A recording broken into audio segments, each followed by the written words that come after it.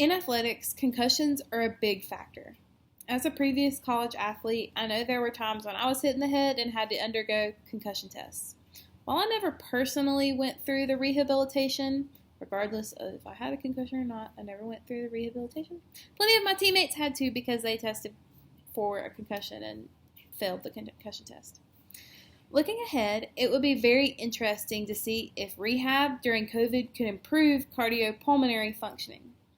Looking specifically at the development of ARDS in COVID patients, a possible experiment that could help in understanding diseases that target the entire body like COVID would be to develop a movement protocol for COVID patients. This protocol could include different stretches or exercises or really anything to get patients up and moving during their COVID-19 diagnosis.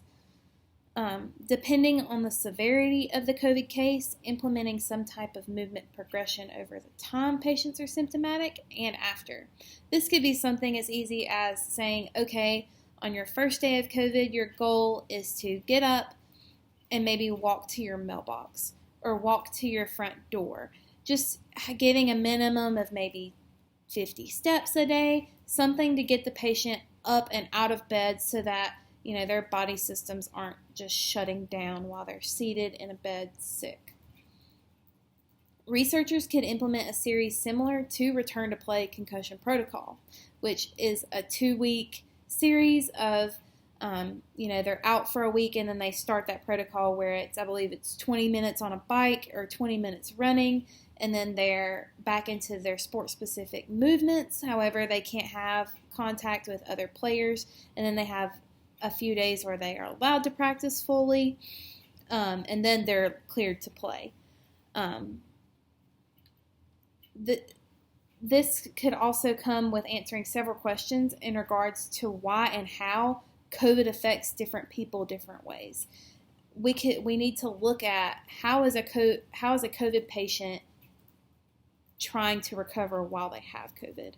Are they out in front of it? Are they eating during COVID, even if they don't feel like they want to? Things like that, researchers need to look at more closely. While this is something, another question as to, COVID is, what are the long-term effects of COVID?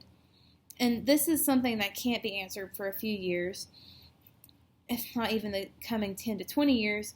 Researchers could follow up with patients identifying with severe cases of ARDS from COVID.